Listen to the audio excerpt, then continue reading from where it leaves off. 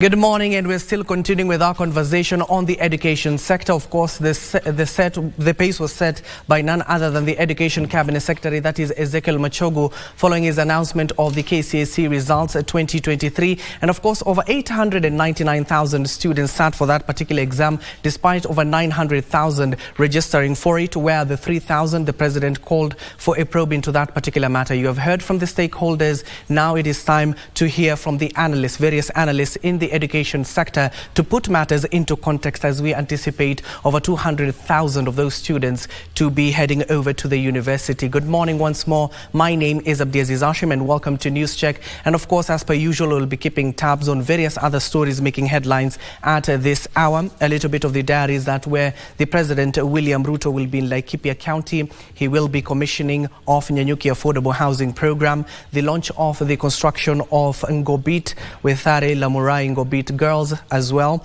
launch of the construction of the Kihara Primary School, roads at Lamuria Ngarerio. Hopefully I've said those names correctly. And of course, the Kettle House incident, where journalists as well as police officers and officers from Nakada were injured. Those bouncers or security guards who attacked those journalists as well as police officers will be brought forth before the Milimani Law Courts. And of course, the Council of Governors are currently meeting on certain education reforms, which is our main topic this particular morning at Delta House, where the COG offices are located. And of course, we do understand that the Interior Ministry will be giving an update on the status of security and of course the registration of those security guards that we were talking about, and of course the launch of the mandatory nationwide security vetting training and licensing of bouncers following that incident we witnessed at a Kettle House. That is our diary this morning, but let me get to introduce my guest this particular morning. We'll be discussing the status of the education sector. You can also chime in into the conversation at Abdiaziz Hashim 1 as well as at KBC Channel 1. Let me start on my immediate left is Mr. Joshua Nyambane, an educationist. Welcome to the program. Thank you. Alongside him is Dr. Vincent Gaido, the Secretary General, that is the National Association of the Private Universities in Kenya. And of course, a renowned figure here is Maliba Arnold. Now it changes from policy analyst to the strategic communication advisor of UDA party. Congratulations for that particular appointment, but still we require you on the policy bit because that is your main domain sector. Let me start with you, Maliba. First, let me get your thoughts on the KCSE results 2023. What did you make of it? Well, generally, it's reflective of what the sector has been, largely. The 200 plus who are going to university, or rather earmarked to go to C+ and above, yes, is quite close to the capacity of universities in entirety, private and public, the absorption capacity. There's still room for more, but that then is allowed for the other channel. Nothing so much deviates from what has been the norm, except the little, what I would call the little administrative challenges here and there. Yes. Of course, sometimes they affect quality and such, but there has not been so much a departure from what has been in the past. If you're going to look at the education sector, even the exam as it were, it's quite a huge thing to look at. And it might not be easy to actually have all the strands woven into one fabric that you can hold into your arms and say, okay, this is how you look at it. Every facet has got a part to it. And literally everybody, every stakeholder in this end focuses on where they are. And for them, that is the noon of the entirety. You look at this humongous thing, and the side that faces them is what they look at as big. But I'm thinking it still speaks to why we are shifting to the new system. The transition is difficult. It's a huge undertaking. I've gone back and looked at how the 844 came in. Yes. Again, a similar problem was there. So probably there wasn't so much of what I would call institutional memory. Per se, if we were to document and look at how we worked through that transition, the continuous evaluation and evolving of 844, because the 844 that began, I think, in the late 80s is not the one that we actually are checking out, because after every 5 years there has been an evaluation, and over time it's changed that the last bit almost looks like the pilot project of CBC. So by and large, I think still the same thing, a little bit of less glamour that has been in the past, where it looked like it's a matter of life and death. We've started going back now to speak to other segments that had been left out. Okay. Yeah. And of course, Daktari, given that you're in the sector of private varsities, is there much optimism from the sector players such as yourself when you see this kind of performance in the KCSE 2023 results? Thank you very much for having me. And I would say there is a progressive improvement, okay, which maybe we need to ask the ministry to explain. Since Matiang'i's time, yes, when the students who were qualifying to go to the university were at one time about 70,000. okay, And we have seen progressive increase in numbers. yes, Last year, we had, I think, 171 going to the university. This year, we are now talking of 200. yes, We need to ask ourselves one question. What is causing this continuous increase in the number of students qualifying to transit to the university with a C+ and above? Is it that students and those who prepare them have become more focused? Or is it, is our exam different? Or are we preparing them differently? But all said and done, we should not expect any waste in every other transition phase. If you're talking about 800,000 students yes, going through KCSE, we should ask ourselves, why don't we transit all of them to the university? yes, Why do we have some wasting at that level, okay, or not transiting to the next level? What happens? Because, in my opinion, every student must transit to the next level. We should not talk about that at every transition phase we have some dropping off. yes, We should actually be such that every person transits to the next level. So for us, I would say the 200+ is very encouraging. It means some good work is happening in the secondary schools, and we expect this trend to continue to a point where we have every student who gets to high school transiting to the next level. okay, Which should actually be by choice, whether you want to go to the university or to go to any other training opportunity. It should not be dictated by failing to get to the minimum expected. Okay. That's my opinion. okay, Otherwise, I would maybe take this opportunity to congratulate those who were responsible for supporting these students, and to encourage those who did not transit or get to the minimum qualification, that it's not lost. We have opportunities. And maybe that is where the CBC comes in. okay, That we shall be able, if the CBC is implemented as intended, we should be able to identify students, individuals, and their capacity and ability and competencies okay, throughout the phase. It should not be getting them lost because of failure of an exam. Okay. We should be able to pick those talents, sports, art, drama, you know, so that at the end of the day, they will be able to become useful to themselves, to the society. okay. Yeah. And still on that particular note, Mr. Nyambani, given that you're an educationist, you even saw the Ministry of Education clearly stating that there are some improvements, especially in various subjects that in the past few years we didn't see, like especially in the mathematics sector, also in some of the sciences. Is this an improvement to what the Daktari is saying that has been, is it the policies or has the personnel improved so that the students have been able to improve as well? Thank you very much. May I take this opportunity first to give Kenyans Happy New Year. Okay. I believe still we are talking about the Happy New Year. We're just the 10th of January. Yes, 2024. Yes. It's a pleasure to be here. Specifically, when you talk about improvement, key subject areas, for example, you're talking about mathematics. Yes.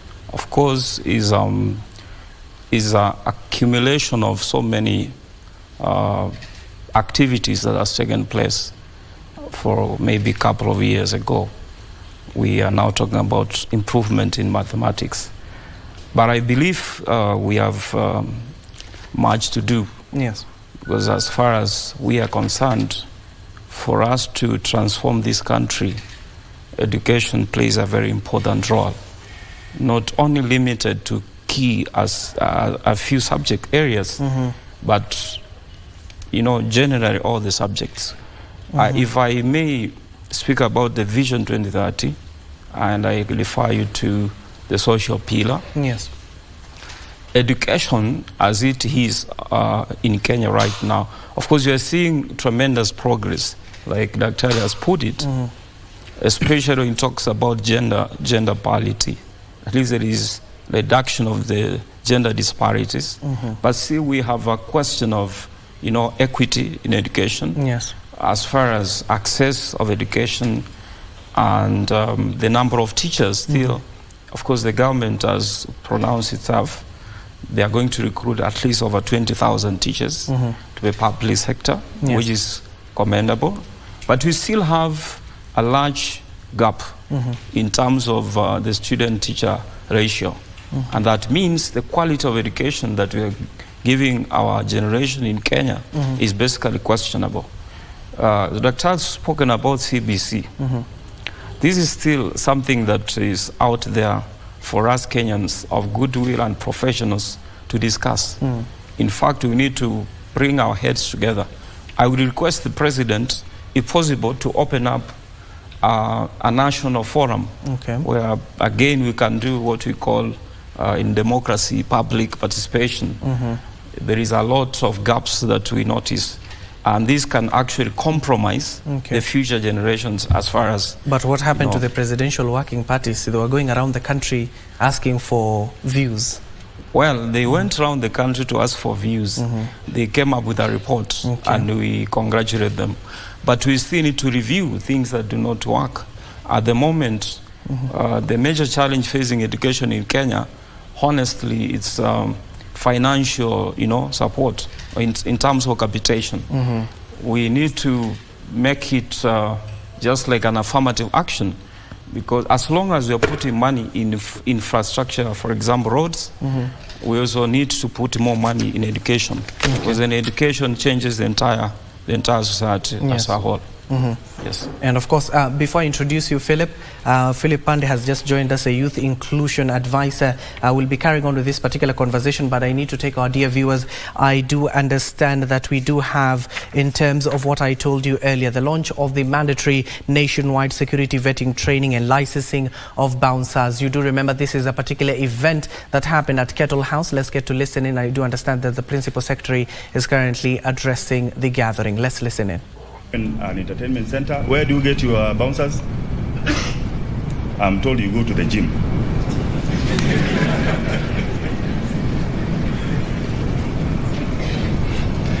Hapo hawatapatikana. Hapo mtatupata sisi. You will be found in training institutions, and once you graduate, that certificate is what will give you what? Employment. Okay? Man shall not live by bread alone. By aligning bouncers and the aforementioned officers with the corporate structure, there is a greater emphasis on standardized protocol, background checks and training, so that the company will have an obligation under the law to ensure compliance with the law. In the event of a professional misconduct, the license of that company is at risk. Are we together? Yeah. Any person who will be found to offer the services of a bouncer without being a holder of a valid training certificate from an institution accredited by the authority, or operating as a bouncer without being registered and licensed by the authority. The guard force number is the only proof that you have undergone vetting, you have undergone training, and you have been accredited. You will be committing an offense if you operate without being registered and without undergoing training. Okay? And you shall be liable to a fine or an imprisonment, or both, in case of a corporate or individual. Again, section 69 of the Act is very clear. Each and every one of you who has attended this meeting today will get a free copy of the law from our office, Laundry House, 10th floor. Okay? The 21 arrested bouncers, as I've mentioned to you, in connection with the recent incidents at Kettle House Bar, shall, in addition to the charges already preferred against them, against the penal court, they shall also be charged and prosecuted for the offense of operating as a private security service provider, a bouncer, without a license under the Act. This is not an advisory. This is a straightforward warning that comply with the law. And it is a decisive step towards fostering a safer and more secure environment in our entertainment venues, recreational facilities, and sporting establishment. The consequences of non-compliance will be severe.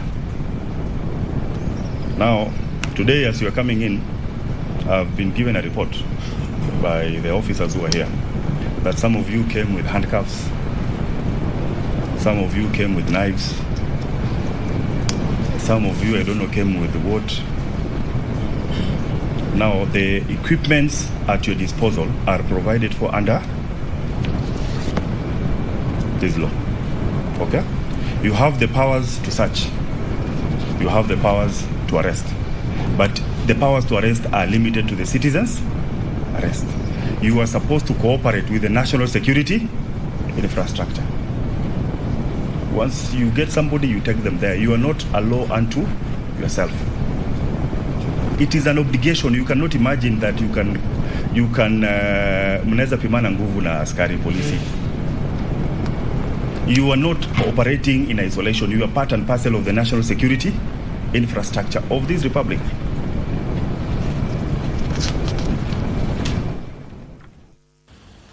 Well, that is in terms of the launch of the mandatory nationwide security vetting that is currently ongoing, the training and licensing of bouncers, event security, as well as other security personnel in the entertainment sector, as well as a recreational and a sporting establishment. This, of course, emanated from the incident that we witnessed at a Kettle House this particular week, where, of course, journalists as well as police officers, including Nakada officers, were, of course, attacked by those bouncers. Some of them will be appearing before the Milimani low courts. Once we do get those live feeds, we'll be taking you to the corridors of justice. Now, going back to the theme of the state of the education that we're currently having a conversation around, as I told you earlier, education stakeholders have had the opportunity to talk about this, but we have analysts and key stakeholders in this particular education sector to just give context to the KCSE 2023 and, of course, what will happen next to those over 200,000 students and those over 600,000 in terms who will be going to the TVET's institution in various parts of the country. I do hear our reporter, that is Wycliffe, is currently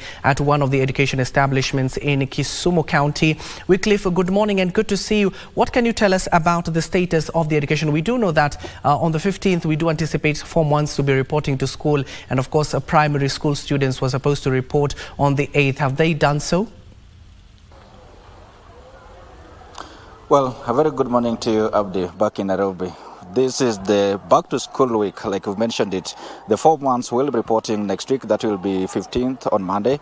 And the primary levels, they reported starting 8th, that is Monday this week.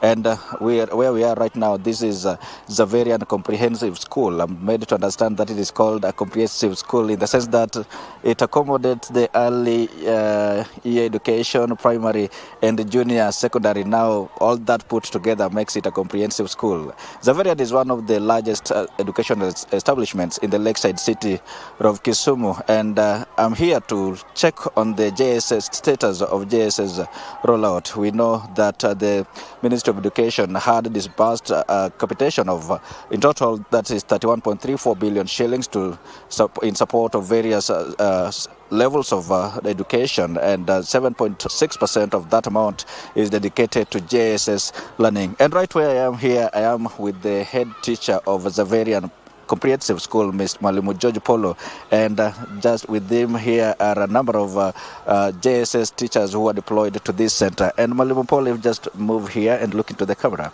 Tell us, earlier on, the JSS intern teachers had threatened to down tools for what they termed as they needed the government actually to absorb them in PNP terms. How is it in school here? Have they reported? Do you have all the teachers that were deployed to this school? Thank you. My name is George Polo, the head teacher Zaverian Primary School, of course, comprehensive school. I want to report that all my JSS teachers have reported. We have 8 of them. They have all reported. I've not had any of them threatening to put up, go on strike or in any form. They are all in school. They are present and they are teaching. Yes. Well, it's now like more so a year since this CBC curriculum was put in place, or rather put in force. And basically, looking at the teacher-learner ratio, what will you make a case for that in this school? Yeah, I think I would say the government is trying to ensure that that ratio is reduced, because so far, like in my school, we have 8 teachers, and I also have other teachers in the other section that are able to handle JSS learners. And because of that, the ratio of teacher to learner is not really very big. But I think with time, the government will add more teachers so that that ratio can be completely reduced. Yeah, but so far now at Zaverian, we're not complaining, because a number of my teachers who are non-JSS are able to handle JSS classes as well. So the ratio is not really badly off. Yes. Aside from the ratio, we know that the Presidential Working Party on Education Reforms recommended the reduction, or rather the revision of learning areas from 14 to 9. How do you think that is going to impact learning, especially for the JSS and basically under the CBC curriculum? Yeah, that is true. What the government did was rationalization of the area of learning areas, which of course has been reduced from 14 to 9. And I think that has given now teachers more time to intensively cover those learning areas, and also in terms of reduce of the weight for the learners. I think so far it is good, because in terms of even the number of books the learners need to carry as they come to school will certainly be reduced. So I think it's a good thing that the government has decided to do that, because the teachers now can go into details of those particular learning areas with the learners. Yeah, so I would I want to support that what the government decided to do is right. Yes. Prior to our coming here, we were from one of the other schools, and what is emerging that is that now the merge of some learning areas is kind of creating some sort of confusion both to the learners and the JSS teachers handling those learners. How is it here? I don't think it's going to bring any confusion, because what has happened is that the government has brought this what we call the curriculum design that the teachers use now to source for the facts to teach the learners. The books are there. For instance, you find a subjects like science, integrated science. Whatever the subjects that has been integrated with along it, the teachers can source the content from other books. With time, I know the government will provide the relevant books. I don't think it should create any confusion for a teacher who is trained. My teachers here, we call them, we met here during the holidays, we all sat, they have schemed, and they're preparing, they're already teaching now. So I don't think there's any confusion with regard to the fact that some subjects have been merged together. I don't think so. Yes. Okay, fine. Thank you. Abdi, just briefly before I hand it back to you, I can see one of the JSS teachers nodding to what Mwalimu is saying here, meaning she's in agreement. You can just basically move here and tell us your name, and also you have been handling the JSS learners for the last 1 year. What has been the experience like? Okay, thank you. Your name? My name is Janet Ogalo. I'm a teacher of JSS. I teach science, integrated science and mathematics. I was employed here last term. We are the newly recruited teachers, and my experience has been good. It's always said that once a teacher, always a teacher. I was trained to teach learners, not only to teach students in the secondary school. And I'm enjoying it teaching here, because a teacher, I was trained to teach. Yeah, so I don't have any challenge so far. Now the merger of some learning areas, now that has reduced the total number of lessons taught per week from 40 to 35. What do you make of that? I want to join my head teacher by congratulating the government or the Ministry of Education for merging those learning areas, because the workload is also going to be reduced. Like if we compare the number of lessons that you were teaching last term and compared to this term, the workload has gone down, and teachers can find time to prepare well, look at learners' book, and also follow the individual learners that have some learning disabilities or who cannot catch up with the others in time. Yeah, so it's good. Also, in the side of the learners, they're also going to have some time, good time, because the lessons, the number of lessons per week have been reduced, and the number of books has also been reduced. Even for the parents, the number of books have been reduced, and that means that also the finances that we're using to buy the books, it has also been reduced. So it's going to be a plus to them also. Thank you so much.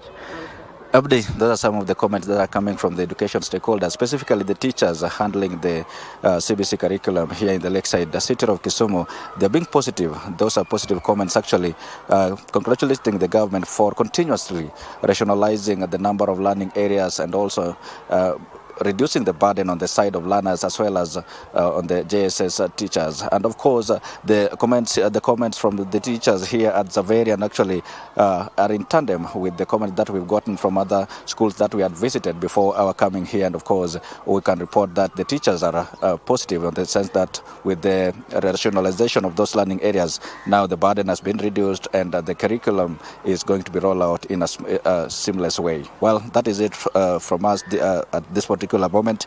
We hand it back to you in studio, but we'll continue to visit our schools, other schools, basically to see how the school's opening is panning out. Back to you, Abdi.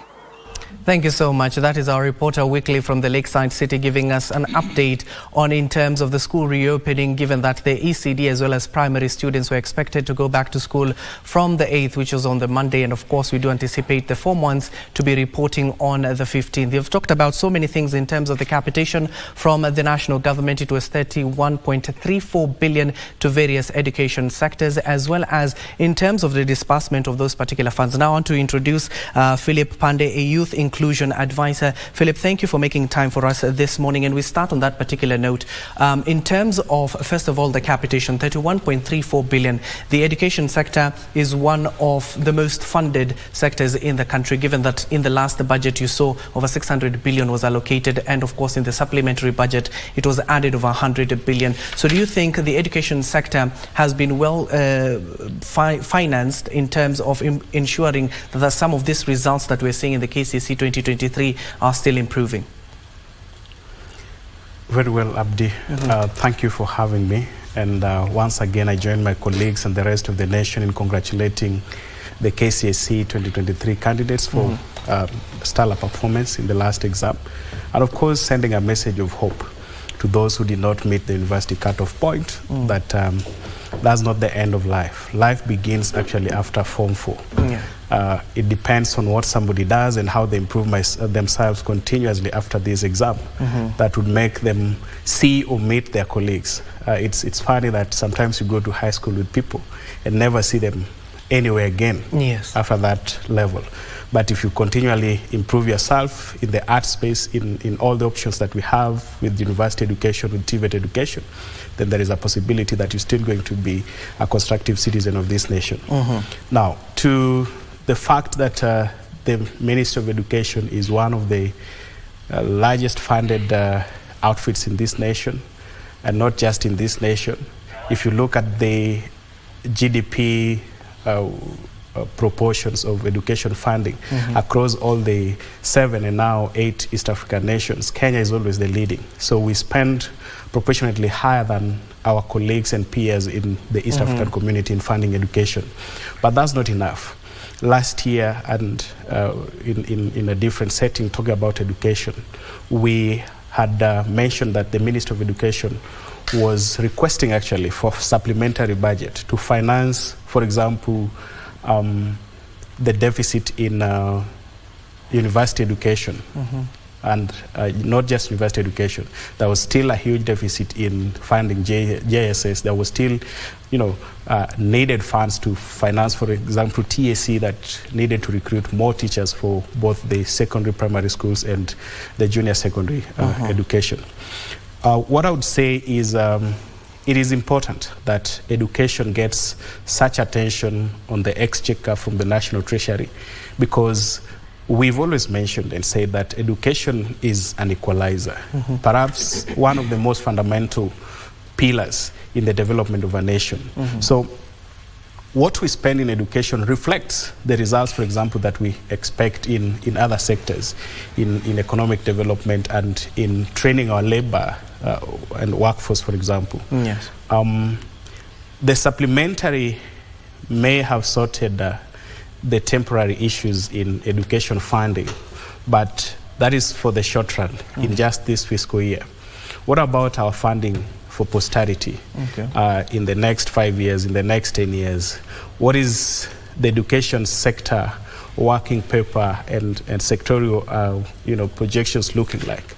And how do we then ensure that development partners, the private sectors and other practitioners in the sector are able to invest in this space? Last year, Abdi, I would take you through a program that we had, and that was the East African Employability Summit. And one fundamental thing that we had, for example, coming from one of the DFIs, the African Development Bank, for example, is that there is a huge investment that they're making towards TVET education. How is the national government and the Ministry of Education, for example, able to tap into the DFIs and the private sector to support and complement education funding? Tying into that particular capitation issue, let's take this link first of all, and then, gentlemen, I'll be back to you. In terms of the CDF, the Constituency Development Funds, we have heard from members of the Parliament complaining about the Treasury not disbursing those particular funds. Let's get to hear from a section of legislators at the corridors of the August House. It has been a big disappointment, because the same thing he has done this year is the same thing he did during the last financial year. Now, how are the schools going to run? There is no communication between the CS and Parliament. There is no communication between CS and the schools on what is happening. Already more than 80% of our students rely on bursaries for their education. When you look at last year's poor performance in the national examination, it is due to inconsistency in the distribution of bursary funds arising from delays in disbursement of CDF funds. And you can see that this year it is even worse, because the students have opened without any single funds being disbursed to the schools. Secondly, how are we going to implement the JSS infrastructure development without funds? Already in some schools, students have moved from one grade to the other, and yet we don't have any funds in the JSS as far as the infrastructure development is concerned. The other thing that we are talking about is, why should we fund students in terms of bursaries at the tail end of the term? We are waiting until the end of the term is when we can disperse bursaries. At that time, the students will have delayed and they will have missed classes. And therefore, we have received a lot of disappointment from the CS National Treasury. What we know and we hear from him is too much English and economics jargon, rather than practical, actionable steps towards delivery of service. We are so disappointed.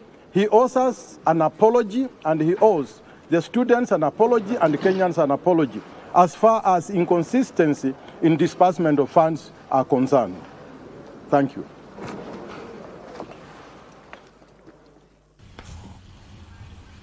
Well, those are a section of legislators complaining about the disbursement of the National Government Constituency Development Fund. It started yesterday, where we saw a rarity where Azimio as well as Kenya Kwanza allied MPs made a press briefing on that, and of course issuing a threat to the Cabinet Secretary of Treasury, that is Njuguna Ndugu, of censure in the coming days if they resume or if they call for a special sitting. Now, it ties into the conversation we're still having here about the state of the education, especially on the capitation bit. I would like to go to Daktari now. Daktari, how critical is NGCDF in terms of bursaries? We do know that in the universities, mostly they don't require the bursaries, they are scholarships at the end of the day if you have performed well in the KCSE 2023. But how is NGCDF bursaries critical to the university sector? Well, thank you very much. Of course, any money that would support education is welcome. But maybe before I answer that, we've already said here that the education sector receives a huge budget support. Yes. We need to ask ourselves a question. Of the vote heads, where does this money go? You realize that maybe a bigger percent of this money goes into salaries and such. If you look at infrastructure development, we still need a lot. Yes. But in terms of the national government, CDF, of course, it is important. And we know there are very many students who are benefiting from CDF in universities. In the new model, remember the government talked about scholarship from the government. Yes. There is the loan from HELB. Yes. And there is the household support. Yes. But of course, the household support, you realize that the levels of poverty in Kenya is on the rise. Yes. Actually, poverty is not going down. It's on the rise. Given the disruptions that we're experiencing as a country, as a global, globally, the wars that are happening in the world, and all these climate change elements are having an impact on the ability of people to sustain their own lives. Yes. And therefore, poverty is on the rise. Meaning, even the very household support that was identified may not be sufficient. And therefore, CDF support is very important. But there is one thing I always say about the CDF and all the bursaries that we give. How can we make this money sustainable? I have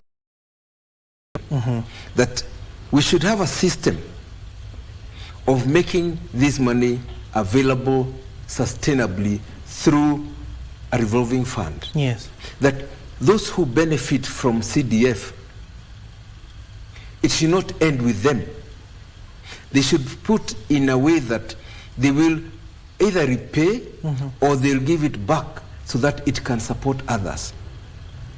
I know politicians will always push the CDF because it also gives them latitude when it comes to their political availability, competition, and giving the bursary has become a political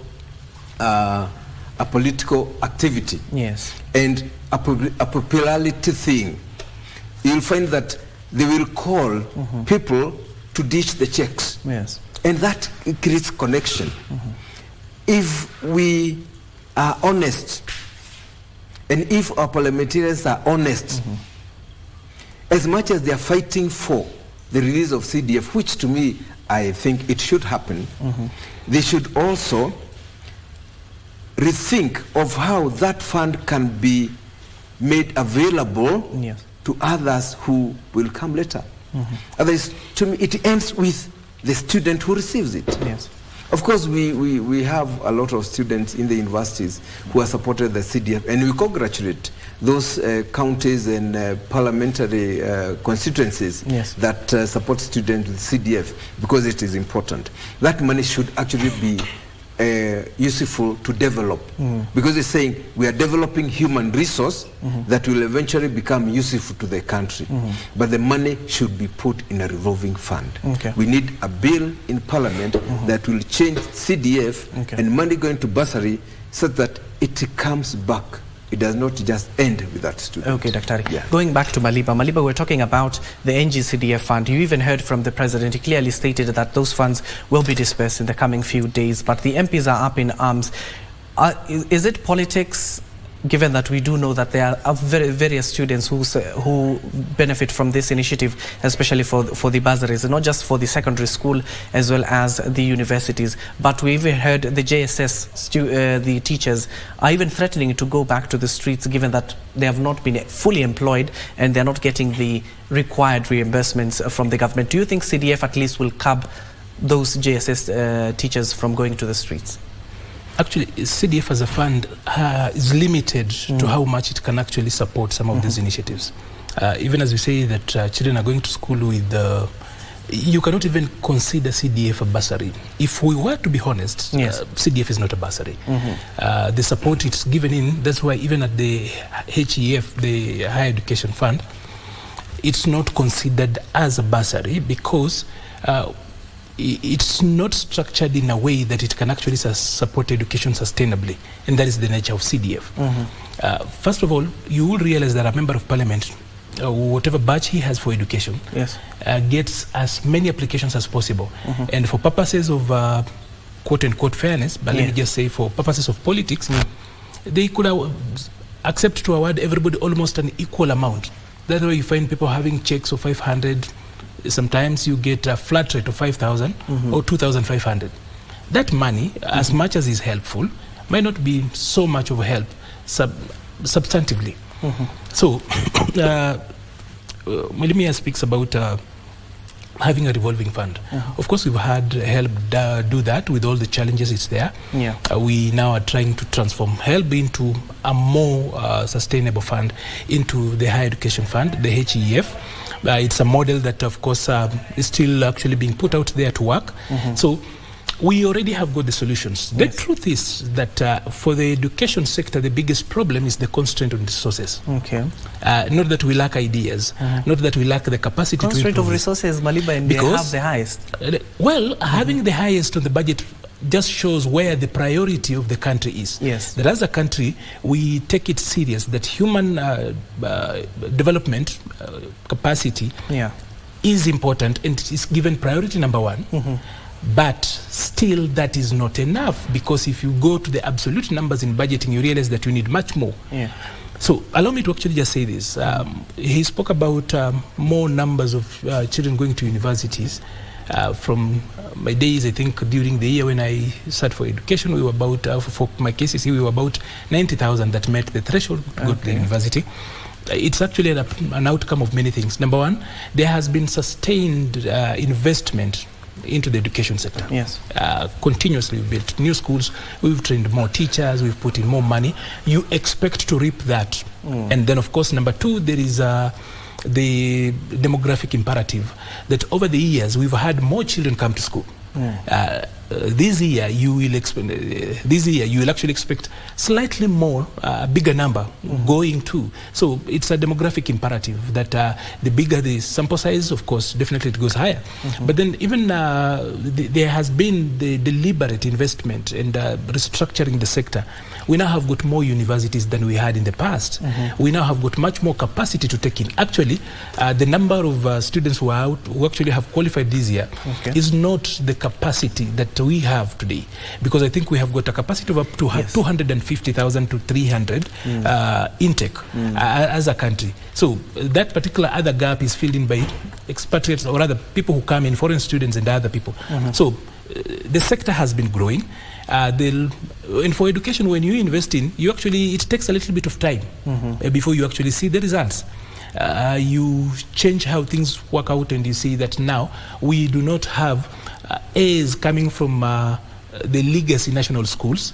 Now it's a reality. You can even get it out of a day school. Actually, leave alone an extra county, a day school. And that was the whole idea, to liberalize education, to make access as easy as possible.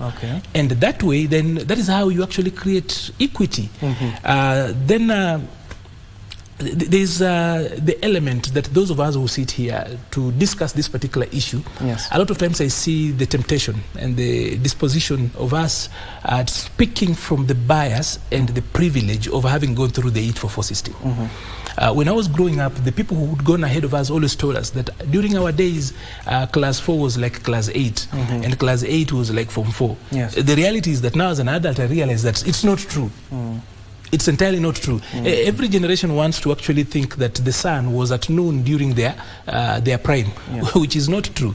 So even as we discuss CBC and we discuss moving forward, we really need to actually also be aware of the bias that, the implicit bias that actually shows up from where we grew up and what we went through. Yes. So the financing bit of it, we will go around that for a very long time. But you see, the economy has to grow. We have to make much more money. And in that, we will be able to finance it much better. Okay. So meanwhile, you know, Hashim, when you have, let me say, for example, you have got 200 shillings in your pocket and you need to have dinner. Do you forego having dinner altogether because the money is not what you wanted? You might have desired something else, but you improvise so as to fit in. So as much as we have that particular money, there are challenges around disbursement. You could actually go out and try to blame the Ministry of Education. But the Ministry of Education does not necessarily have money. It gets money from Treasury. Treasury gets money from CBK. CBK gets money from KRA. KRA gets money from Kenyans. So if we try to put things in context, we are going to have a very healthy policy discussion. But if we then look at it from the perspective where it's only this set here, before everybody sees this set and us talking, there are cameramen here. Behind the cameramen, there are guys in the gallery. The guys in the gallery have got the people in management. The people in management have got guys at the policy level up to the ministry. So it's quite a big line, but we can actually talk about what we've done well, where we are going, and how we improve. Truth is that all the proposals we are giving here, if you look at, for example, I don't want to even talk about the existing education sector policies. Let me talk about the Kenya strategy for work on work and wealth development. It's a paper done in 2013. And you'll see a lot of things that has actually happened. Number one, we've again, allow me just before I go to that. He spoke about encouraging those who have not attained the C+ that is required to go to the university. To attend to university. And you know, he sounded like going to university in and of itself is actually the target of why people go to school. So the philosophy as to why we have got education must actually change. Partly, of course, it's reflected in our decision to actually go the CBC way. You know, the future of work is so much about the skill sets that get things to work. Also, we must also start speaking to ourselves and accept that as a country, we degreenized the country. That them without a degree are looked at as a people who didn't go to school, as a people who cannot even deliver and function in the economy, which is a lie. Because the biggest bulk, the people who are employed in this country, we're talking about the formal sector, are just about 3.5 million. And I'm talking about the data that KRA will tell you, the people who do pay as you earn. The bulk of those people, and I'm talking about a country that has got a workforce of 24 million people who are productive. The people carrying the burden of the economy are people in the informal sector. So if we are going to continue with that narrative, the projection that going to university is all there is a lie.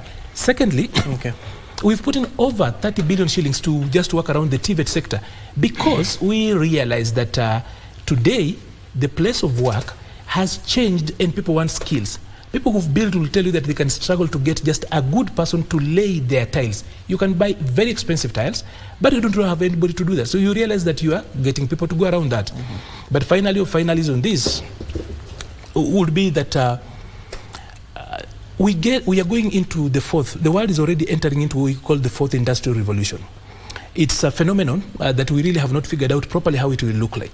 It's heavily punctuated, or rather will be characterized by three things: big data, Internet of Things, and artificial intelligence. And everything that can actually be automated will be done. You might not even need this cameraman, but the people who think, the talented people, the journalists, the people who can create content, those are going to be the professions that we'll actually have to look at as we move into the fourth industrial revolution proper. So we must also prime ourselves to meet the future and not to be doing catch-up the way we've done all along. And of course, going to Nyambani, in terms of what Maliba is speaking to, you're an educationist. Are we changing with the time, given that it started off with 7423, I guess, we went to the 844 system, now we're in the CBC system. Will this address some of the emerging new trends, not just in the education sector, but what is required in the employment, in the formal or in the informal sector? You have seen even in the CBC coming up with recommendations of reducing subjects from 14 to 9. Will that address some of the teething problems we have in our education system? Thank you, Abdi. First, allow me to speak about the National Government Constituency Fund. Unfortunately, may I say that Kenya is a political economy. So the social economic development of Kenya depends on politics. And the politics actually also depends on the social economic aspects. I can give, maybe let me challenge my panelists and the entire nation. Why do we have a governor, a county governor, giving a bursary, members of parliament competing to give bursaries? Why can't we synchronize and say this is basically an intervention? Because the so-called bursaries cannot even actually buy, with the current economy, cannot even sustain anything. Cannot even buy shoes, because if you go to the butter shop, one pair of shoe is actually 2,500 Kenyan shillings. So you're giving a bursary of 5,000, and this child requires a whole shopping to go to school. There is nothing there, just to say the truth. So this is simply politics, and I would rather the policies of the government. We have so many policies. We need to assess the impact of these so-called CDF funds and the intervention in the aspect of education. Of course, I also want to concede that because of the poverty levels, the high poverty levels we have, the gap between the rich and the poor, to some extent, the interventions brought in actually will, in the long run, try to bridge the gap between the rich and the poor, and in as far as the access to education is concerned. Because I still want to believe that access to education and equity is a misnomer. We continue to say a lot, but we do very little. Our current government was voted in the platform of, kuweka pesa kwa mfuko. This is not yet realized. I just want to challenge that education is the best option. If we can empower our Kenyan young generation through education, that's the best way you can put money in their pocket, rather than other, programs. And then you spoke about the CBC. Well, the change of the curriculum in Kenya, of course, the rationale could be depending on the international demands in change of education, or our observation of the previous systems and how they have not addressed the issues and the needs we have. The 844 system, if you ask me as an educationist, wasn't necessarily a bad curriculum. The implementation aspect has always been wrong, because you cannot have a system and then you have no implementer. Because in Kenya we have so many policy formulators. If you go to any university, just across here, the University of Nairobi, you cannot miss policy formulators. Somebody who can give you a very smart policy, which can be actually be borrowed by even China. The problem we have, and which I want to say, is implementation. Who is going to implement CBC, for example? Yes, CBC is a very good curriculum, because we want to really see what does the learner do, as opposed to what does the learner know. And perhaps address the issue of value, because there is erosion of values as far as the past education system is concerned. Because everything is actually anchored on a grade A, which according to me is not a reflection of either failure or success in life. Because failure and success in life is not basically anchored on grade A. But a child who has a grade C but can be able to engage himself or herself in robotics, because that's where we are going as far as the industrial revolution is concerned. But I want to challenge us. Well, we have a good system, but I still want to say the implementation of this system depends on the teachers. We have inequality in teachers. The teacher-student ratio, I just want to say this. Let the government allow the private sector to come in. There are so many schools that are investing in infrastructure and retooling most of the teachers, more than even what the government is doing. A government school, for example, which has 70 kids, a teacher, only 2 teachers, teaching 300 pupils. They're supposed to assess what we say competencies. How can a teacher teaching mathematics assess 100 pupils daily, assess their competencies? How? Tell me how. When you go to a private school, let me just mention, for example, Merisho School, because I am based there. Yes. When a public school has only 2 teachers who teach CBC for grade 7 of more than 300 learners, as we have 9 of them. So each learning area has a tutor or as a teacher. Now, on whose interest are we implementing CBC? Look at the infrastructure. We want to say that we are looking at the sports and talent. We are building talent. I always ask myself, if we accepted to change the system, we also must be ready to invest in terms of finance. Nobody else is going to come here and finance for us the system. If you want to train a child, you want to know the skill of playing or swimming, and in almost an entire county, you have only 2 swimming pools.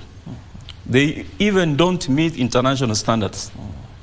Which type of education are you giving to the generations?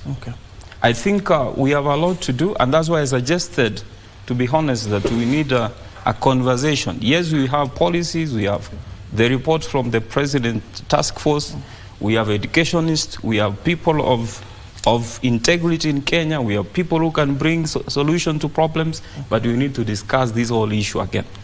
Yes. Gentlemen, allow me to take a short commercial break, then we'll be back with this conversation. Philip, don't worry, we'll be back, and this conversation carries on. And of course, you can also chime in into the conversation at Abdiaziz, Hashim 1 at KBC channel. But we're looking at the status of the education after the KCSE 2023. What next, given that our universities are expecting this student and the number keeps on increasing? Should the private sector, such as the sector that Dr. Vincent is currently spearheading in terms of the National Association of the Private Universities, should we be seeing private universities coming in to at least assist some of accommodating these students, because the number keeps on growing every year? Don't go too far. We'll be back with that particular discussion.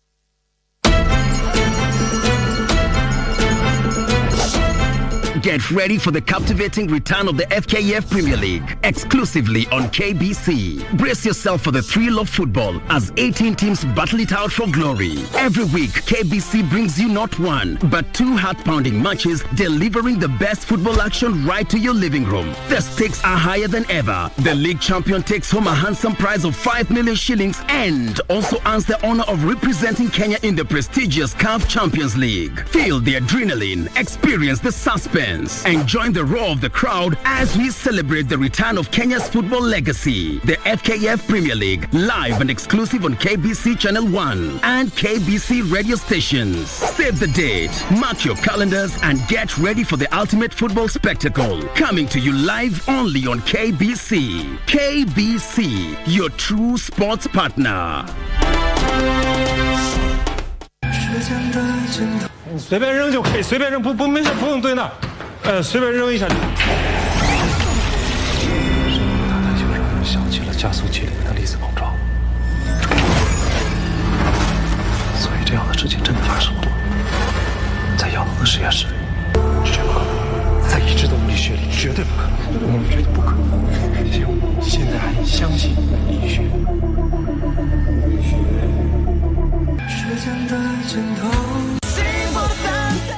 I had noticed that your hormone levels were irregular, so I asked them to include the test. No, you had no right to do that series of tests. I didn't say anything when you threw her out. But now, I don't agree with you that she's not entitled to set foot in this house just because you say so. I'm pregnant! I've just found out. What's wrong, Marcel? I'm going to speak with my mom. I cannot have you around here any longer. Look, Mom, I am terribly sorry, but I'm going to have to ask you to leave right now.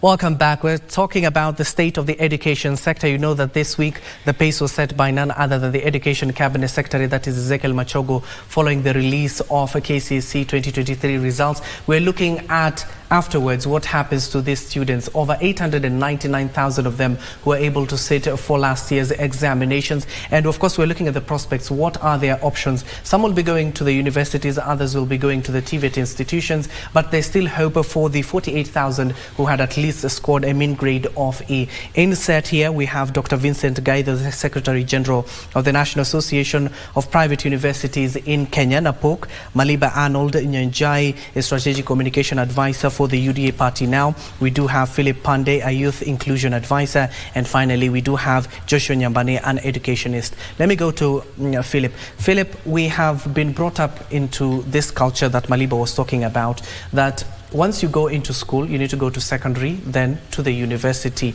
But there are other informal people who are working in the informal sector who might say are making even more money than people who are employed in the formal sector, especially for the youth. We have been inculcated, we have been brought up in that particular culture. Should TVET institutions be an option now? Absolutely, Abdi.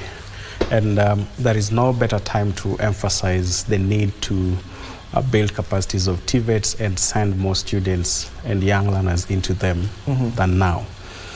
This is why we've overemphasized enrollment into our universities, so much so that anyone that does not qualify to go to the universities then looks like they are less a human being. They didn't do the right thing. They wasted a whole 18 years going through, basic education.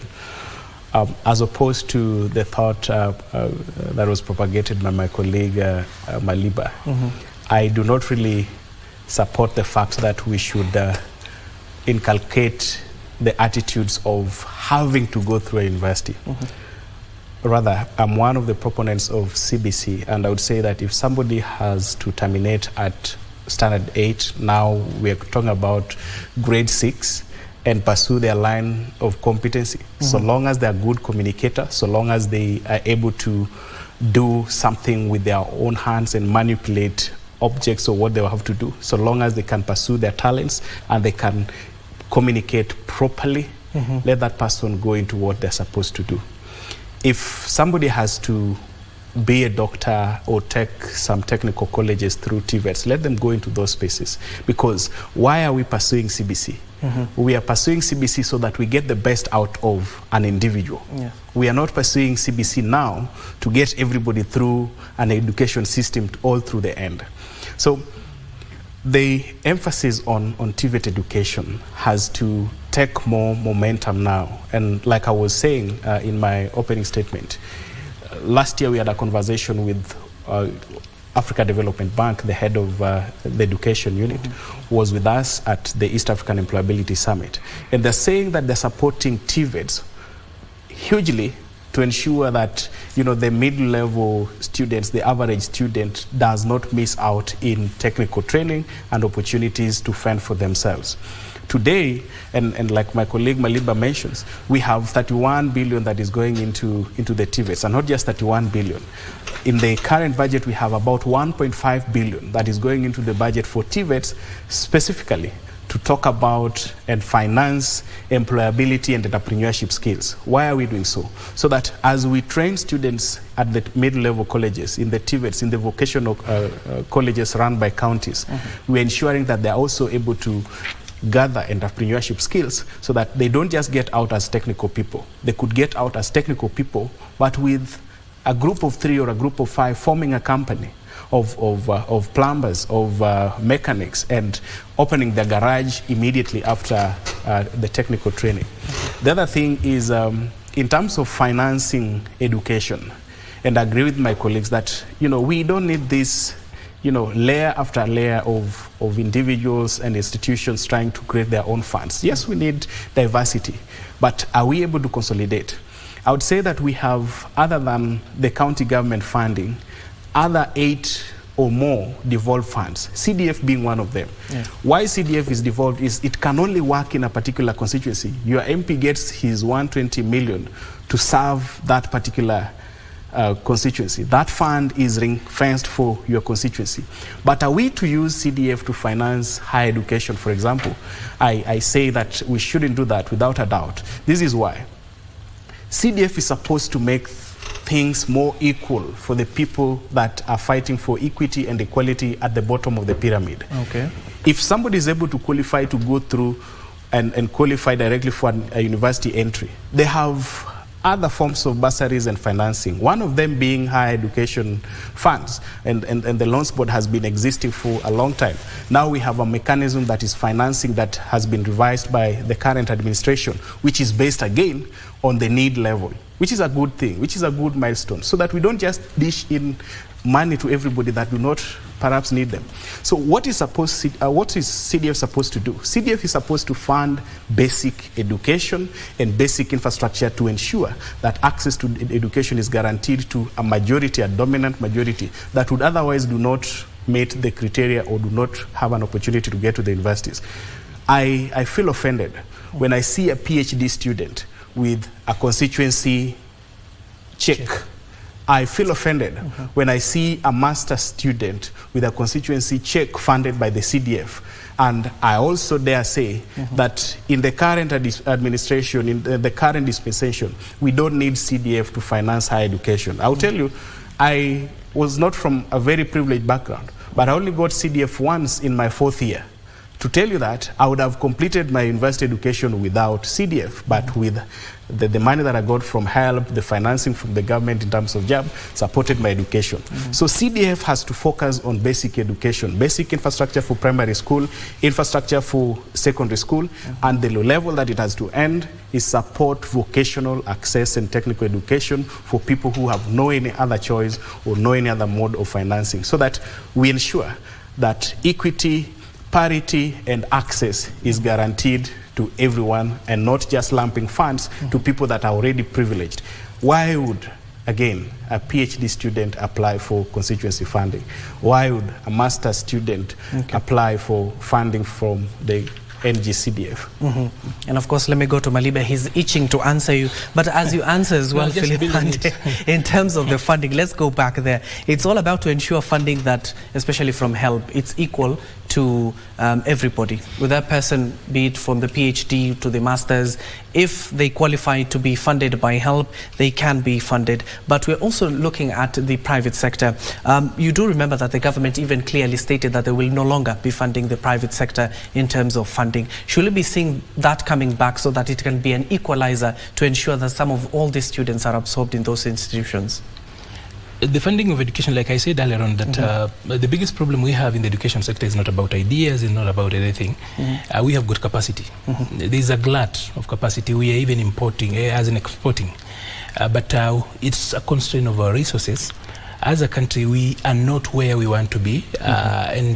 So it then calls upon the leadership of the day to do prudent management of the little resources that we have. Yes. So, talking about, by the way, the Higher Education Fund, now HEF, does not consider CDF as a bursary. It's considered as a harambe. Yes. Because MPs do not have tools that are actually, you can actually use to say that it's actually helping, especially when it comes to allocation of bursary money. Yeah. An MP gets 3,000 applications. He has this small part of that particular money. He distributes equally so that then he is not fought against. That cannot be considered, because a bursary should be funding a specific need. And of course, there are those, then you will find university students who are given 10,000, 20,000. If you are lucky and you are connected and probably very personal to the member of parliament, you can end up with 50,000. It's unfair, by the way, for anybody with a master's, anybody with a first degree going upwards, still asking for funding from CDF. That is rigging of a system. It's immoral. It might not be illegal, but it's immoral. It is illegal, actually. People who already have got a position standing up with means to cater for themselves should not be fighting for money and resources with the same with children trying to just get into Form 1 and Form 2 who probably just want money for the day school they are going to. But that has been happening. That is why I do not think that when MPs speak of CDF disbursement as for them it's a campaign, it's a political fund that they use for other things. So specifically, there is a level that CDF has actually contributed to education. Yes, specifically in infrastructure, they've done very well in primary schools. And it should be remembered that CDF for us was the pilot project for devolution. As it stands in law, CDF should not be where it is. But then, man is not made for law. Law is made for man. So, of course, at the moment we have got the consensus that the way CDF actually works on the ground, we have to find ways of actually legalizing it. And that is why you see it in the NADCO report. You saw it in the President's memo to Parliament. Because you go to the ground, you have it working. But the policy is not so complex. And I'll just love to remind Mwalimu there that policy is not any complex thing. It's just a plan. And in looking at policy, policy has got 3 P's. The first P being a problem. The second one is that you come up with, you look at the politics around the problem, and you come with the third P that is specifically on the program that then takes care of the problem. That's how you simplify policy, the 3 P's. Number 1, there is a problem. If you can actually recognize that there is a problem here, every problem has got attendant politics. Then you think about how do you manage the politics around that particular problem. Then with that, you come up with a program that then handles or rather solves that particular problem. That is where the problem is. And there's this lie and notion that has actually been sold for a very long time, that Kenya has got some of the best policies that other countries borrow. You know that is a lie, because in my policy classes, a bad policy is any policy that cannot be implemented. So you cannot say that a policy is good if it's not implemented, because part and parcel of policy is implementation. So if it's not being implemented, it's a bad policy. And let us not confuse ideas for policies, because ideas can cut across. People can actually benchmark, look at the ideas you had and everything else. So when they come up, because part and parcel of policy is implementation. So if you're looking at the policy cycle, if you were to go now outside of the 3 that I've actually spoken about, the simplified version, you've got 7 steps around policy. Part of it is actually how it's actually being implemented. So if it's not being implemented and there is no feedback loop to it, that is a bad policy. It doesn't matter however good ideas were in it. So the lie that Kenya has got some of the best policies and other countries just borrow them and copy paste is a lie. That is as in a white lie. Because a bad policy is any that cannot be implemented. So if we've had ideas, let us not confuse ideas on paper and call them that is policy, because policy includes implementation. So on financing, I think we will have to come up with more ways about how we make higher education financing or resourcing sustainable. Because when Module 2 became a little bit of a way of universities being able to sustain themselves, then there was this notion that people who came in through quote unquote what was called parallel. By the way, yes, since the dawn of 844, C+ was the cutoff for anybody to do a degree in this country. It's remained so. But you know, what then became as the JAB, initially, JAB, now we have got a very long name around that particular process, is that it created a class. We are a country that loves classes. Then it's like, this one is parallel, this is, so you're looking at how did you go to university? I was a parallel student. So even with that, we started then dividing ourselves around that, not knowing that the JAB part of it was about resources, not about class. It was about resources. So as a country, we have got this number of, or rather this amount of resources. So how then do we distribute? Then the government will say, this year we will sponsor 10,000, we will sponsor 50,000. So somehow then we started having pride in, just because you are government sponsored, you are special and more authentic, which is a lie. Okay. But be that as it may, is that we then have had, over the last 15 to 20 years, rethought the higher education sector. At some point we missed, killed all middle-level colleges and turned them into universities.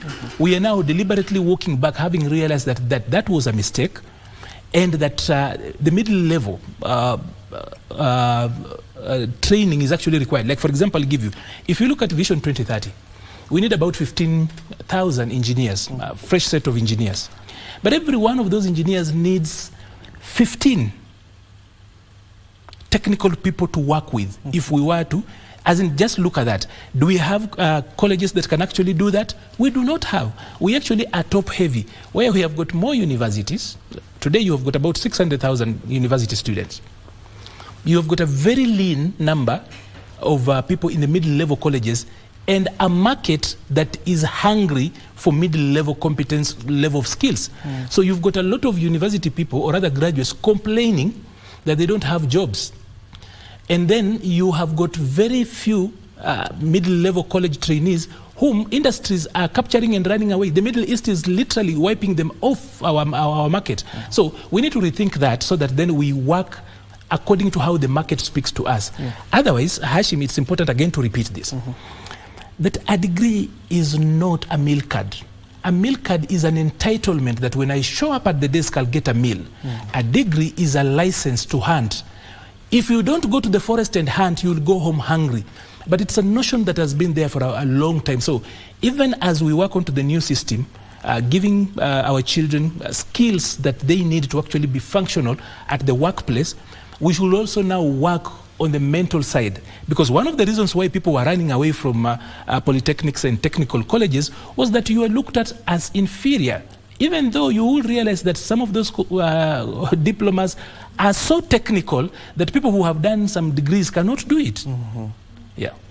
And of course, Daktari, to you, given that you're in that particular sector, especially in the private varsities, are you addressing this missing link? Because the issue of unemployment has been there. We're seeing people with even master's degree, PhD, and they don't have jobs at the end of the day.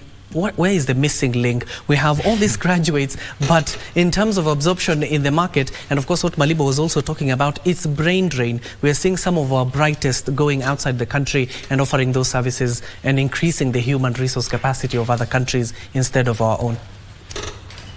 My one simple question is, how do you expect it different if you have an economy that is shrinking? The economy, the investors must equally delve into where projects can happen. Look at what is happening. People with money in Kenya today would rather invest in buildings, construction. In this Nairobi, there are so many buildings that have been put up with less than 30% occupancy. We seem not to be innovative. We are generally an importing country. If you look at all the trucks that are coming in, they are going out empty. Those containers come full, they go down empty, because we are giving very little to the world economy. but we are net importers. Our people who have resources and the money are not creative to become empire creators. The best they do is to put up high-rise buildings with very limited occupancy. So we need to also challenge ourselves. And as I listen to my colleagues, I don't know why I'm feeling like there is some antagonism between universities and TVET, and there is none. And that is why I said I do not celebrate when I'm told that only 200,000 students got C+ and above. I want all of them to get C+ and above and go to wherever they want to go by choice. There are many students who this year got their A's and B's and whatever. They have qualified to go to the university, but you'll realize some of them will go to TVET by choice. Yeah. And that is what I want. I don't want us to beat education. Universities exist, and they do what they do, and those who go to the university come there by choice, by qualification and by choice. And therefore, university education feeds the economy that has its need. But when an economy is thin, it is not able to absorb. You realize that people with university degree going into or seeking jobs that are below their qualification. So that to me is something that we need to address. And more important, we need the industry also to have a conversation, a very deliberate conversation with the universities. As much as we are talking about, in universities we don't have final exam. Every exam a student takes in the university is final. And therefore, the development of curriculums and syllabus in the universities need to be synergized with the industry. And I have always insisted on a deliberate collaboration between industry and universities, so that universities train and release individuals who will be useful to the industry. But the moment there is a gap, industry will always say that these students who are qualifying are not good enough for us, because there is a disconnect. Maybe you could allow me to just mention something on the CDF. Okay. We need to understand CDF. Okay, giving bursaries. To me, that's a political thing. But if we really want to have a successful CDF, I want to see an MP who will focus on development projects. Every constituency in this country is unique. And the people within those constituencies are unique, and they have unique economic capacities and activities. I want to see an MP who will focus on specific projects that will make people, the constituencies, have money. Look at farmers. We have a lot of waste after harvest. Milk, maize, all this fresh produce. The season for mangoes is coming. The market will be filled with mangoes. But how do we make it such that we can still have a constituency that is a producer of mangoes, and farmers will benefit throughout, so that they have money because their farming is supported by CDF projects, and they will pay for the school fees. They don't need to go queuing in an MP's baraza to be given a check of 2,500. But they can go to the farm, do whatever they do through projects that are supported through CDF. They'll have the money, and they'll support the education system. I mean, the education for their children. So to me, that's the way to go. Okay. And finally, I don't see any conflict. And I have no apology for being in the university sector.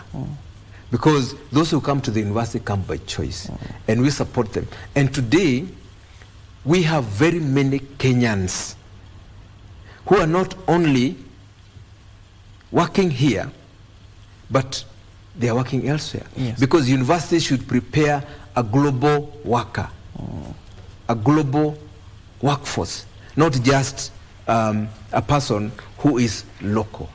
And we'll continue supporting university education, and we'll continue supporting TVET because both are important for this country. And of course, Nyambari, given that we have seen the deficiencies, I will call that, in terms of unemployment of so many people in the country, especially when it comes to institutions mandated to place these students in various institutions across the country, like KUPS, for example.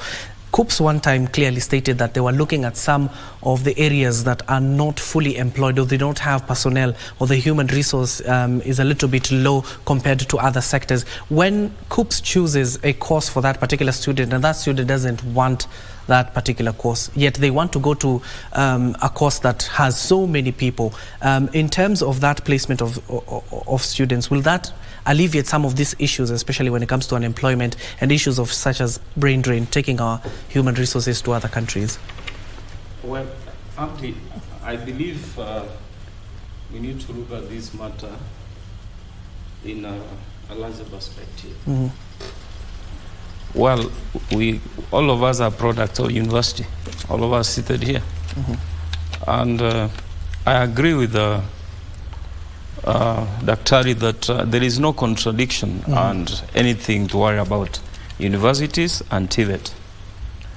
But I think countries that progress economically, and the major difference between Kenya and Singapore today, I beg to disagree with my brother, because he said that policies are not policies, and Kenya doesn't have a policy that anybody can borrow from. Well, that is his own opinion. What I know is that at independence, 1963, if he cares to read, he will realize that Kenya actually was ahead of Singapore in terms of the GDP. Yes. But progressively, what happened? Policies borrowed. It is written in history books that there are quite a number of policies that were borrowed, particularly from the sessional paper number 10 of 1963, which was borrowed heavily, not only by Singapore, but largely even South Korea to some extent. Now, the issue to do with Kenya as our country is that, well, we have a vision, because countries progress with visions. And this vision, for me, my opinion is, can only be achieved in two ways. The first one is through education. And of course, the second will be doing trade in a smart way. And today we are talking about the international trade. The TVET, they are very important. If you read more about Philippines, you realize that the TVETs play a very integral role. Why? Because the skills that these graduates who have not achieved the university grades are going to achieve, they are practical. And they are actually in demand. And therefore, they will actually lead them to employability. And not just to be employed, but have longevity, because they have a skill that is required. If you look at Vision 2030, Kenya still, I believe, I know people can argue that Kenya is an industrial economy, I don't know, whatever. My opinion still stands that Kenya is purely agricultural economy. That's my opinion. And I don't want to disagree with anybody who says Kenya is an industrial economy. So what is the vision of Kenya in summary? That we need to move from the agricultural economy to the industrial economy. What does the industrial economy require? We require people with skills, trade. For example, we need more methods. Now we have the housing project. And I'm happy by the government of Kenya is investing much in the TVET.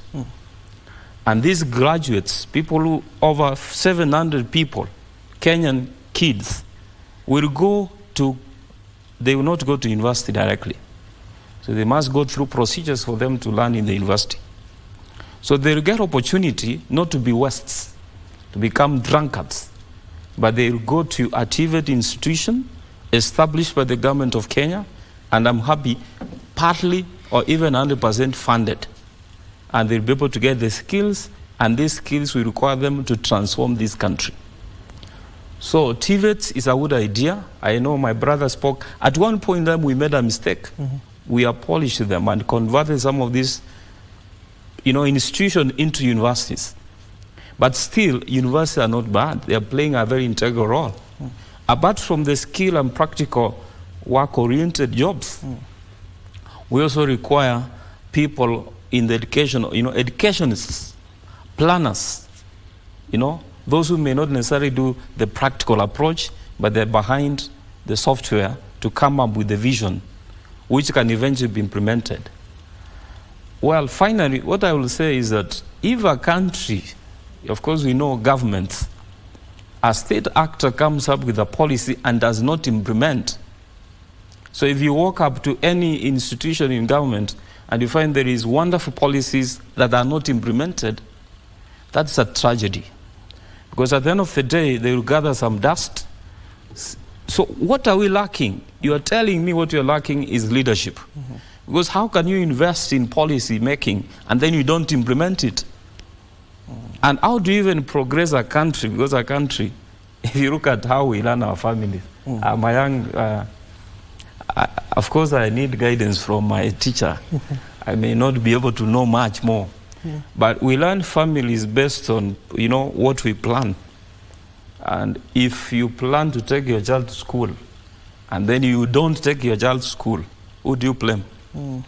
So the point is, we have opportunity as a government, we have opportunity as the people of Kenya, we have the population, let us give this population at least something to do. Final on that, the TVETs are actually a very good aspect when it comes to the competence-based curriculum, which does not condemn the child to oblivion.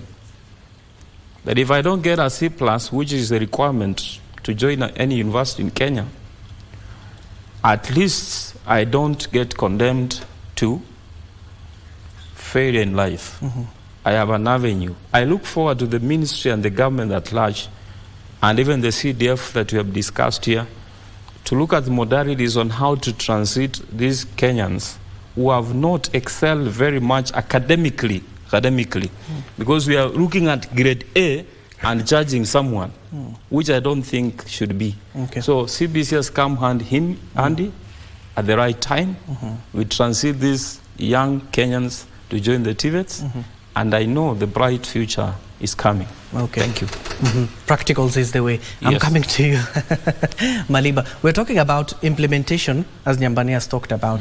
We are so good in that, in terms of creating those beautiful policies, and they collect dust wherever, in the corridors of the August House or in government shelves. But in terms of the sessional paper number 10, it sought not only to eradicate disease and poverty, but illiteracy as well in the country. That's why you see, even when Nyambani talks about comparison between the Asian tigers and the country, that is what even the president has been saying all along in terms of the implementation of policies and the decision we made back then. That is why Kenya, we have stagnated at the end of the day. But also, as you respond to that in terms of the issues of implementation of the policies, we're also talking about the needs that are being created by the current regime that will be here for until 2027. They're talking about the agricultural sector, the manufacturing sector, and the affordable housing, especially in terms of masons, engineers. Those are the needs. How are we going to change the mindsets of these young learners so that they can at least ensure that they study those grounds so that they can satisfy the current need of the current administration?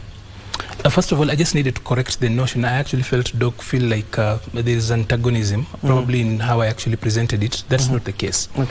I meant that, and to just qualify that, I actually said that we've put about 30 billion shillings in revamping and reworking the TVET sector, for example. But one of the challenges they have is mindset. And this is not the doing of the universities. It is purely, as a country, we then degreeized the country. that you're going to look for somebody who actually wants a front desk officer, and they actually are putting their first degree.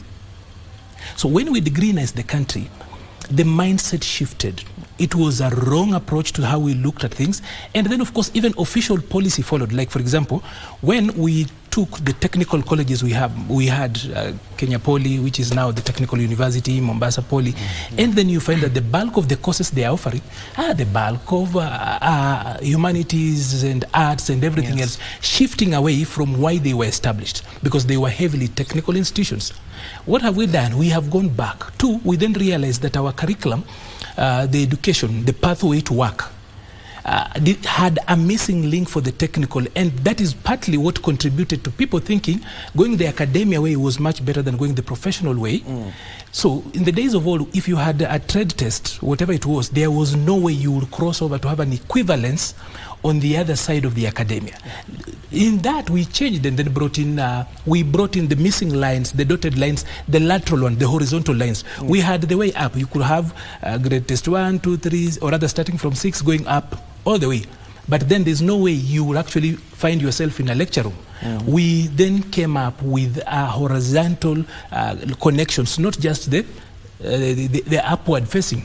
So that was worked out and fixed. That's why we have got institutions like the Kenya National Qualification Authority, where for the first time you can actually pick whatever route you want to go. Are you going to go the professional route, or do you want to go? So as a professional, you can actually get a CPA, and you do not have to struggle for us to actually know whether you are a degree holder or not, because somehow for purposes of politics, then we say, for you to run for this particular seat, you need this. A man who, for example, in the days of old, we had people going to the military. You are picking officer cadets, people who ordinarily should be university graduates. At that particular time, we didn't have military science as a degree and everything else.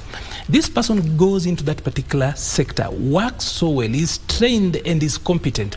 But when he comes out here, we want to treat him as an illiterate. Of course, over the years, we've changed that now. There was Egerton University helping out to come up with a military science degree.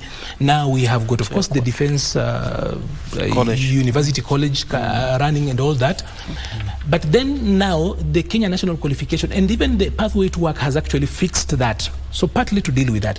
By the way, I know people, including the guy who was here who's just left, who are getting funding specifically to change mindset of people into the TVET sector, because we've put in a lot of money, and I'm telling you, it's 30 billion shillings in the last 10 years plus.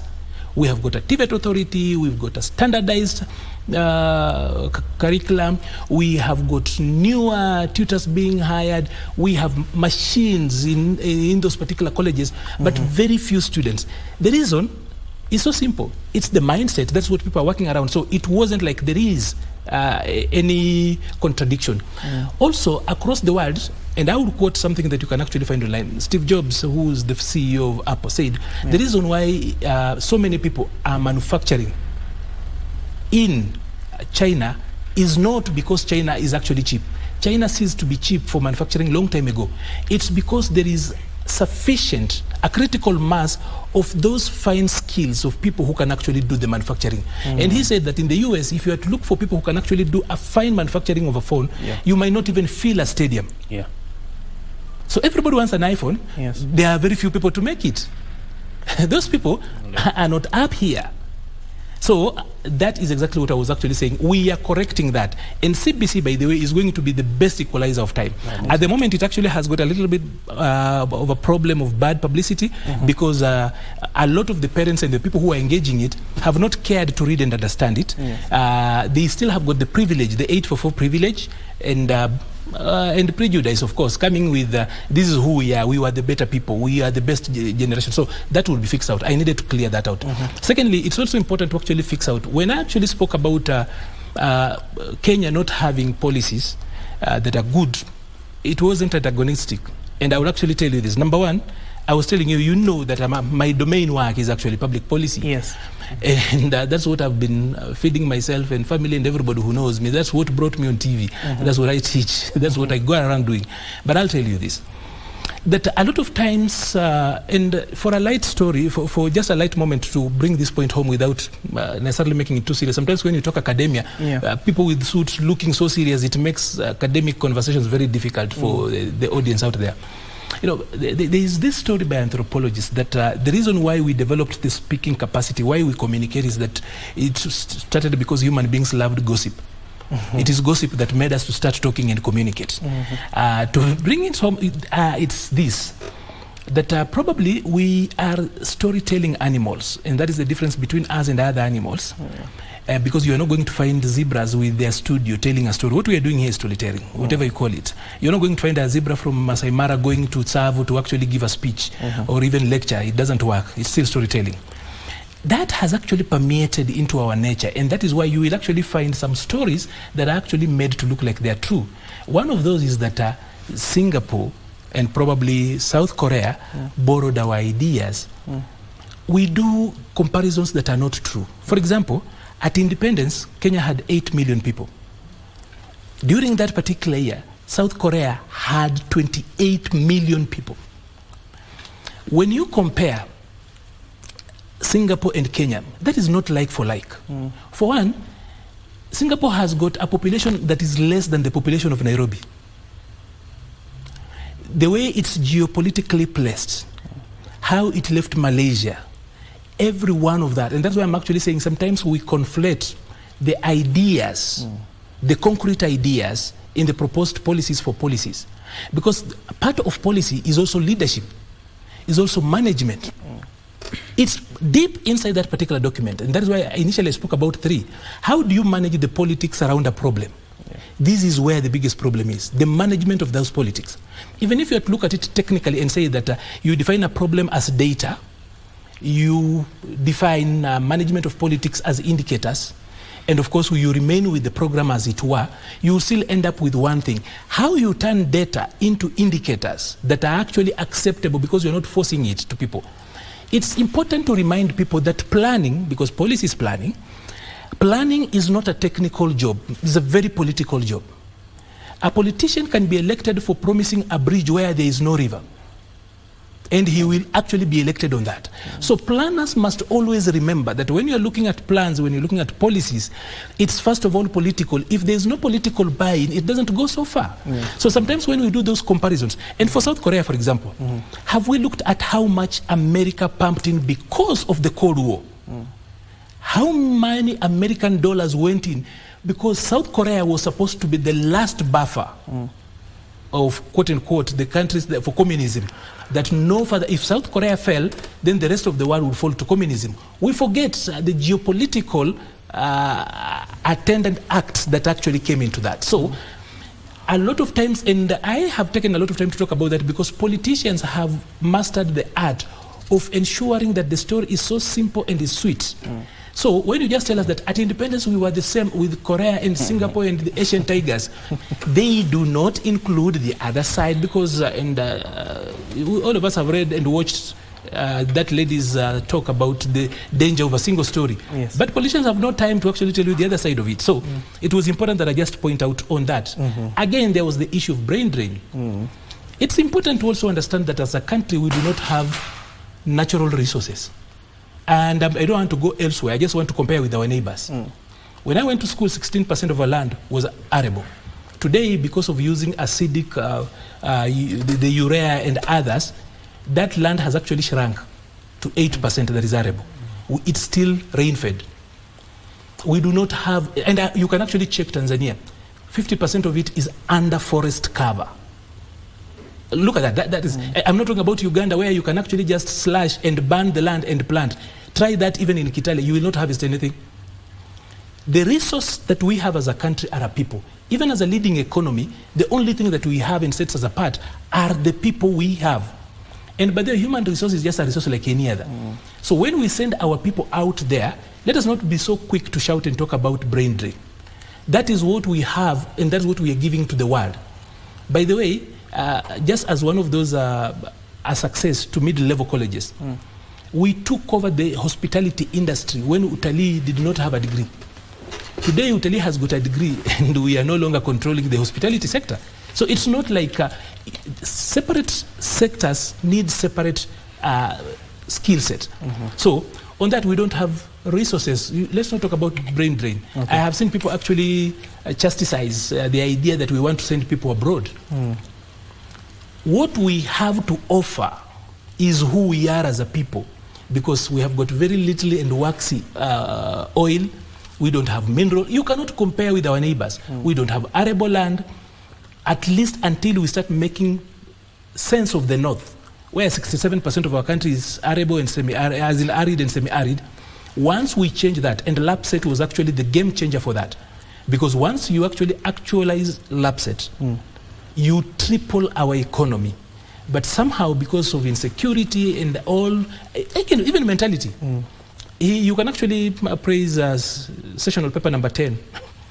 And you also know that politically, the people in the north will not smile at you if you talk about that sessional paper. Yeah. They will say it was focused around the agricultural rich south. And it looked at the areas of high potential. So how you look at policy is different. But over and above, the process of building a republic is long. The process of building a nation is long.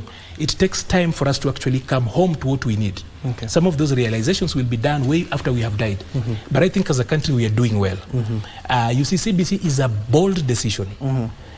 You know, the resistance that has been there. But it's a proposal from the sector actors. These guys in the sector are the ones who said, this is how the market is. But finally, on my submission on this particular post is this. There is the competing philosophy on education.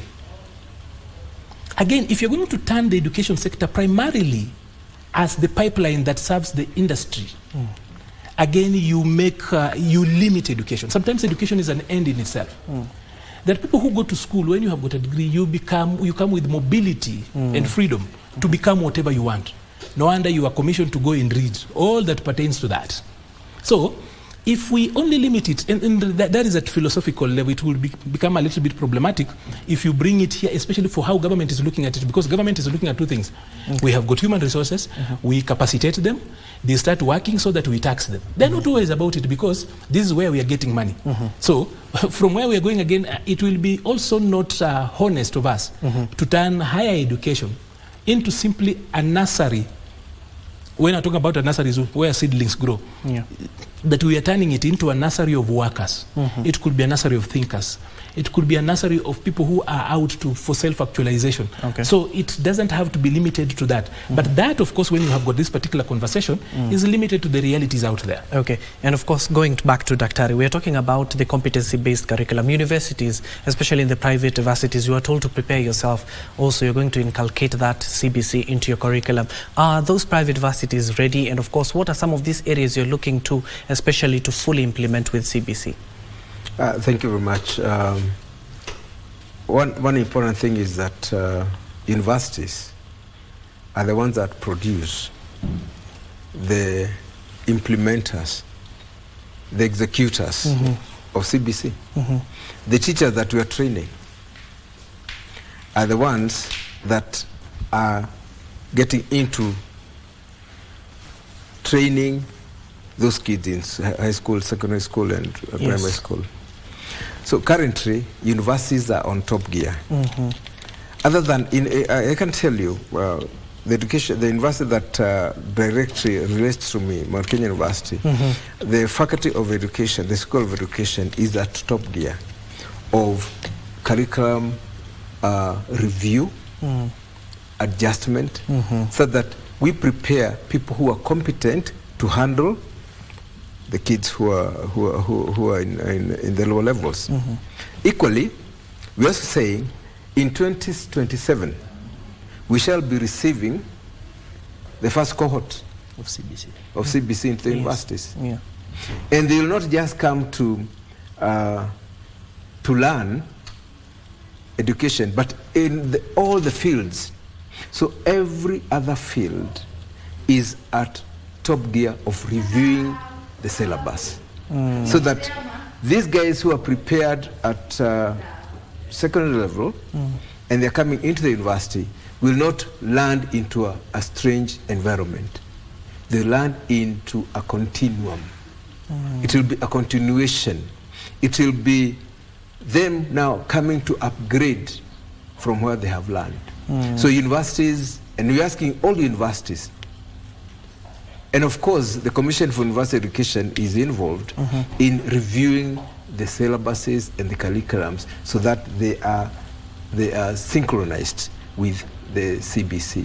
Otherwise, we may waste, if we do not do that, we may waste these kids who are coming from secondary school as they land in the universities, which we don't want to do. So that one for sure, I can tell you, universities that they're on their feet to make sure that they review the curriculums to fit the cohort of students who will be produced through the CBC.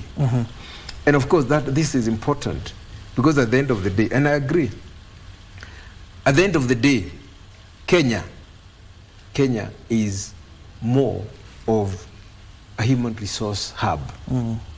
And we would wish to actually make CBC an international curriculum. Today, you look at the number of students who are also taking 844, who are foreigners. But CBC, given its way of the way it is arranged, the competency-based, we can actually take this to other countries.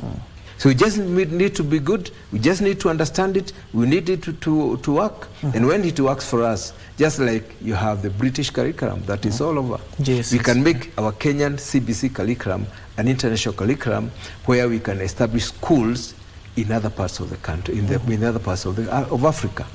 And this can work. And it's the credibility of our education Hashim, system. just a moment. It's just a point. It's actually working. In Somalia, in South Sudan, the Kenyan system is one of the most sought. In terms of credibility. Nyambani, we're coming to you. You can also respond in terms of the credibility itself, given that the notion was that 844 allowed us to cram things instead of being practical. The CBC curriculum allows us to be creative at the end of the day, and it does not entail in terms of tests alone, in terms of practicality as well. But we also saw an interesting thing, especially in this year's KCSE 2023, which is very significant, is that because they coincide with the introduction of the new grading system that was used, and the intended of this new grading system that was used on the KCSE 2023 was to allow to increase the university admissions, not just in the university, but TVET as well as in other sectors. And of course, the redesigned structure, which was unveiled in August, drops the requirement of compulsory subjects from 5 to just 2 in determining the candidate's final score. Has this improved, especially in terms of grading that we have witnessed, especially in these exams? Well, maybe I'll start with CBC, and I want to say that, of course, it's good to give Kenyans hope that the Kenyan education system has always competed globally. The only evidence is because most of our students can be admitted into universities abroad and be able to do courses that they desire so long as they qualify. So, but of course, over time, because we have also an obligation, changing the curriculum is not necessarily a rationale from the Kenyan perspective. It is international non-state actors that also require that we keep on advancing and updating our educational systems to fit the international requirements. Because of diplomacy, we are what we call educational diplomacy. So all of us are together in one to address common trans-border issues. We realize that the 844 system has been there with us and may not have been addressing the current issues that we face. And any curriculum design or syllabus should address or should be dynamic but not rigid. So the 844 system, which we are actually transiting or phasing out, has been rigid. So when it comes to the grading system, well, it is the preserve of the Kenya National Examination Council, with, of course, consultation with other stakeholders, to keep on reviewing systems and also the grading systems. It's up to the public and the Kenyan people to judge. I may not judge, to see whether we have, by doing so, enhanced or achieved what we intended. I then to think that, of course, rightly we have improved, Like if you look at the A, grade A overall, Yes. we have improved a bit comparison with last year's. Again, but of course the performance could be seen in different spectrum. Somebody seated there could simply say we have declined, but I think in one way or the other, going forward, it's a way of improvement. But I know we still, the only room that is bigger is the room for improvement. And that's why I keep on saying that the reviewing of this, whatever we're going forward, is necessary. And of course, given, gentlemen, we have only a few minutes to go, let me allow you 30 seconds for your final remarks. Let me start with Maliba. Please, 30 seconds. I think we are doing well as a country. The education budget remains the biggest that we have as a country. Teachers remain the biggest number of public officers out there. And it means that both as a society, as a country, and as a people, we are really interested in self-improvement. And one way towards that has actually been through education. Every other day we get a university getting a charter. I still feel we have got lesser, probably a population of about 55 million people. We should have a minimum of at least 200 universities that are actually functional. So that there's room and there's choice. We are doing well. We actually are a properly educated country. And if you think you're waiting for any other person, there's none. We were those people that our ancestors were waiting for. We are here. Okay. Daktari, 30 seconds, please. Thank you very much. I would actually maybe add a little on what you said, that we are on duty. We are currently on duty. We should be the people on duty.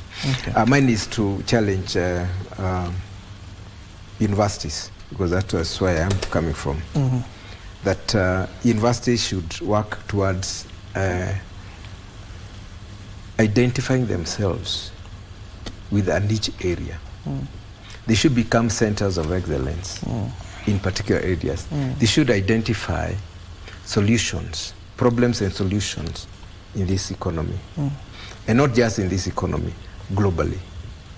We should see a lot of innovation, a lot of research output, and even commercializing of our research outputs being done. I invite people with resources to interact with universities and identify research areas, research outputs, patents that have been done, and commercialize them, so that we can turn this country into a really an emerging economy. And universities are there, we are available, our faculties are there to liaise with the industry, to do research and support. And at the end of the day, everybody will be happy. Nyambani, 30 seconds, please. Yeah, just three things. One, the capitation to education gradually is improving. We commend the government for that. And we urge that members of parliament, as they unite to seek for CDF, they should unite to increase capitation.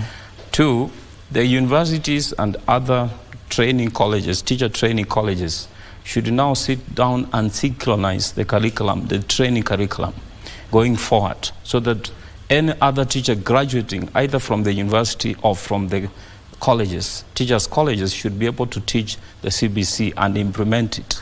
Finally, I wish to invite all the parents looking for CBC grade 7 and 8 to visit Isinya. Look for me at Merisho School.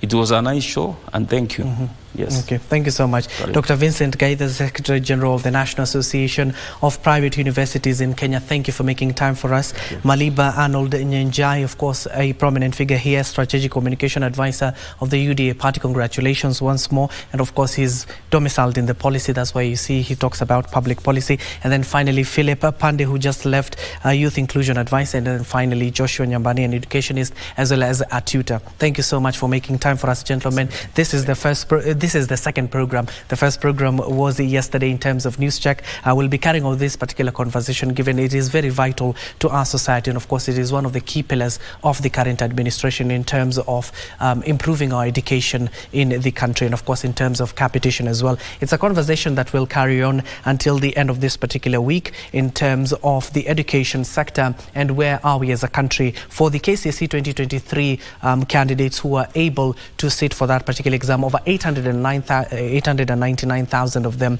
they were able to sit for that particular examination. We're even not able to talk about the 3,000 who are registered, but they did not sit for that particular examination. Also, in terms of the university, we even failed to talk about, given that we had little time, in terms of the open universities that the president has proposed. And we've seen also universities going online. You don't have to go to a university campus to be taught physically. You can also be taught virtually with the technological advancements in the country. That has been our program this morning. And of course, my name is Abdiaziz. Hashim, do join my colleague in just a few. That is Kasichana Masha. She'll be carrying on the conversation in Tamrini as well. For now, good morning and enjoy the rest of your viewing.